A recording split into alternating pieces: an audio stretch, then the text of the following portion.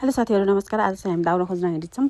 2-3 जना मिलेर चैतेहुरीले बेसकिने दाउरा झार्यो, हाँगा बिङ्गा सुकेका। ल जाम त नि भनेर त गइयो, तर जङ्गलमा जाँदा खासै दाउरा चाहिँ भेटिएन।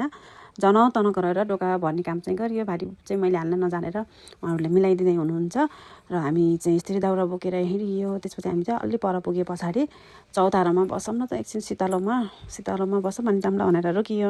रमाइलो कुराकानी गरियो, हाँस्ने रमाइलो। त्यहाँ छुट्टै आनन्दै थियो आजको दिन चाहिँ।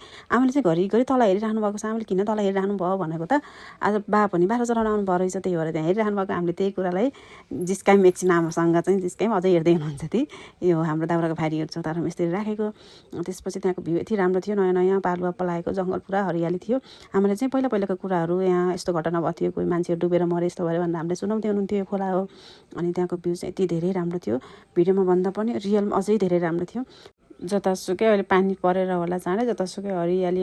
आमाको कहानीहरू पनि सुनियो धेरै नै। त्यस पछाडि हामी तल खोलामा चाहिँ केटारीहरू पौडी पनि खेल्न लागिरहेका थिए। जतासुकै हरियाली, त्यहाँको भ्यू चाहिँ हरियाली यति धेरै राम्रो थियो कि क्यामेरामा भन्दा पनि रियलमा चाहिँ धेरै राम्रो देखिएको थियो। त्यस पछाडि त्यो सबै काम सकेर हामी हिँडियो। खुट्टा देखेरै थाहा पाउनुहुन्छ हाम्रो हालत कस्तो छ उकालोमा भारी बोकेर आउँदा।